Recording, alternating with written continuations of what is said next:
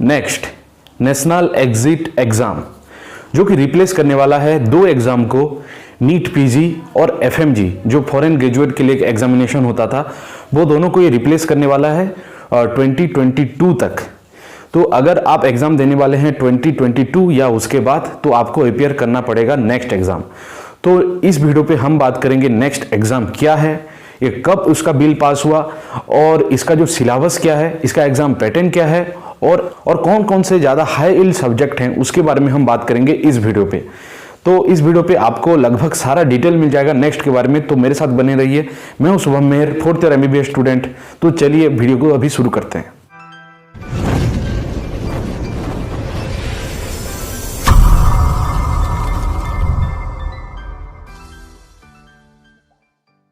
So next के अंदर दो एग्जाम होंगे, नेक्स्ट 1 और नेक्स्ट 2। जो नेक्स्ट 1 होगा वो all India concurrent online exam होगा और ये MCQ बेस्ड होगा, उसके बारे में हम डिटेल बात करेंगे। और नेक्स्ट 2 जो होगा वो होगा प्रैक्टिकल बेस्ड एग्जाम, जो कि आपको इंटर्नशिप के बाद करना है। पहले क्या होता था, आपको अगर FMG देना है, FMG जो फॉरेन मेडिकल ग्रेजुएट एग्जाम होता था, तो ये आपको अपने इंटर्नशिप के बाद ही देना पड़ता था। आपका फाइनल ईयर खत्म हुआ, ग्रेजुएशन खत्म हुआ, इसके बाद इंटर्नशिप के बाद आपको FMG के बाद आपको क्लियरेंस मिल जाता था, लाइसेंस मिल जाता था। लेकिन अब क्या होने वाला है, आपका MBBS पहले होगा, आपका फाइनल ईयर खत्म होने के बाद आपको नेक्स्ट 1 देना पड़ेगा।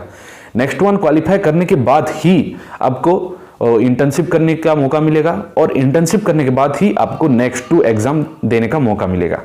तो इसमें क्या क्या नया चीज है वो पहले हम डिस्कस कर लेते हैं। तो इसमें सबसे पहला जो चीज है, नेक्स्ट पार्ट 1 जो होगा ऑनलाइन MCQ बेस्ड एग्जाम होगा, वो तो FMG में भी था। इसमें नया क्या है, इसमें जो है ये एग्जाम 3 दिन तक लगा रहेगा, और उसके बारे में मैं आपको टाइमिंग के बारे में बताऊंगा थोड़ी देर में। अभी हम न्यू एस्पेक्ट क्या है वो टॉस कर लेते हैं। सेकेंड, इसका न्यू चीज क्या है, अनलाइक नीट PG नेक्स्ट 1 जो होगा वो आपके फाइनल ईयर के बाद ही होगा, ना कि आपके इंटर्नशिप के बाद। आप FMG क्लियर करते थे, इसके बाद आपका इंटर्नशिप होता था, इसके बाद आप नीट PG देते थे। लेकिन नीट 1 से ही आपका नीट PG का एग्जाम इवैल्यूएट होगा, और उसी से आपको PG में एडमिशन मिलेगा, पोस्ट ग्रेजुएशन में एडमिशन मिलेगा। और नेक्स्ट 2 जो है वो आपके इंटर्नशिप के बाद होगा, और ये जनरली अप्रैल तक हो जाएगा। और without passing next 1 you will not be eligible to appear next 2।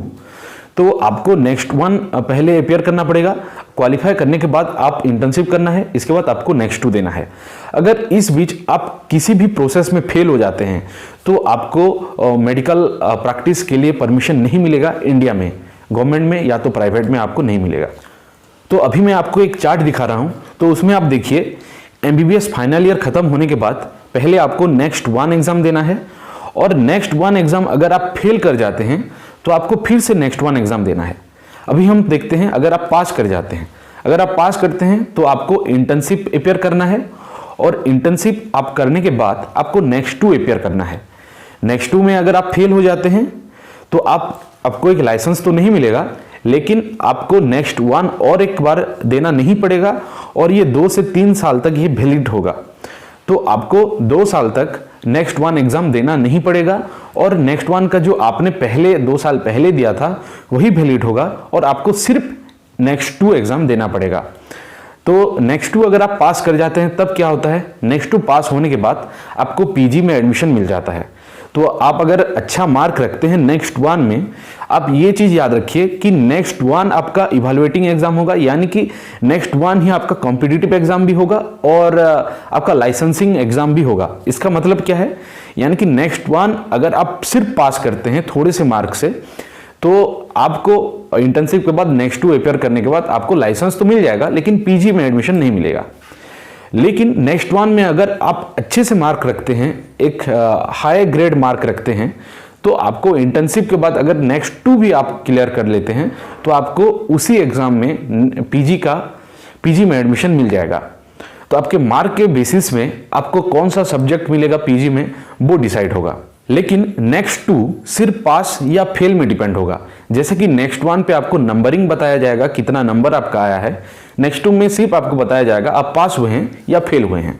अगर आप पास होते हैं या तो आपको PG मिलेगा या तो आपको लाइसेंस मिल जाएगा। अभी नेशनल एग्जिट टेस्ट एग्जाम का हम एग्जाम पैटर्न देखेंगे और उसके साथ साथ इसका सिलेबस हम कवर करेंगे।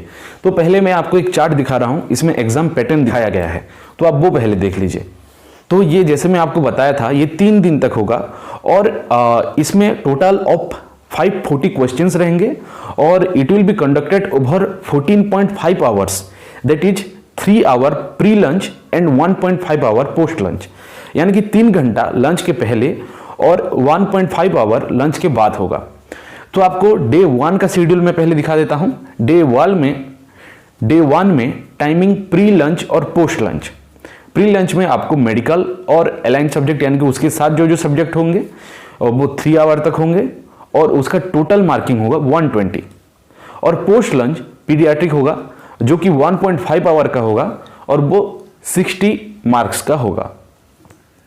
Day 2 pre lunch surgery and उसके साथ जो सब्जेक्ट होंगे वो 3 आवर्स का होगा, total marks 120। Post lunch ENT बस होगा और वो 1.5 आवर का होगा और उसका टोटल मार्किंग होगा 60। थर्ड डे में pre lunch obstructive and gynaecology जो कि 3 आवर्स तक होगा और उसका टोटल मार्क होगा 120। एंड पोस्ट लंच ऑप्थाल्मोलॉजी होगा जो कि 1.5 आवर होगा और उसका टोटल मार्क होगा 60। ये सबको आप अगर मिला देते हैं तो 540 मार्क हो जाते हैं। अभी मैं आपको कंटेंट स्प्लिट के बारे में बता देता हूं।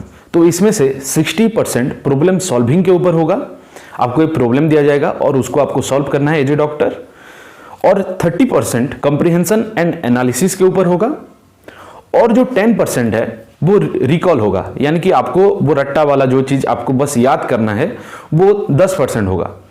तो ये हो गया 100%। और नेक्स्ट 1 का जो वैलिडिटी है 2 to 3 इयर्स तक ये रहेगा, जो कि मैं आपको पहले से बता चुका हूं। अभी आ जाते हैं जो मैंने अभी आपको बताया था, डे 1 में मेडिसिन होगा और उसके साथ साथ कुछ सब्जेक्ट होंगे, तो वो सब्जेक्ट मैं आपको बता देता हूं। मेडिसिन के साथ साथ होगा डर्माटोलॉजी और साइकेट्री, ये डे 1 का है, और पीडियाट्रिक वो सेकेंड हाफ में होगा। और सर्जरी का जो एलाइड सब्जेक्ट है वो है ऑर्थोपेडिक्स और एनेस्थेसिया। और गायनेकोलॉजी के साथ जो एग्जाम होगा वो होगा रेडियोलॉजी का, और ये दोनों मिलके होंगे और टोटल ऑफ 120 मार्क्स का ही होगा। तो टोटल आपको मेजर सब्जेक्ट से 360 मार्क आएंगे और माइनर सब्जेक्ट से 180 मार्क्स के MCQs आएंगे। तो 360 प्लस 180 इक्वल टू 540 हो जाता है। सो अभी मैं आपको जो बताने वाला हूं बहुत ध्यान से सुनिएगा। Among above 540 MCQs, 10% MCQ from each stream will be from basic applied science, which is anatomy, physiology, biochemistry, microbiology, pathology and pharmacology। यानी कि 10% जो MCQ होंगे ऊपर के जितने भी मैंने आपको बताया, तो वो बेसिक अप्लाइड साइंस से होंगे, जैसे कि anatomy, physiology, biochemistry, microbiology, pathology and pharmacology. और 10% MCQ will be from preventive and social medicine. अभी मैंने आपको जितना भी बताया ये एक प्रपोजल है जो कि 90% तक यही हो सकता है, लेकिन पूरा 100% कंफर्म नहीं है।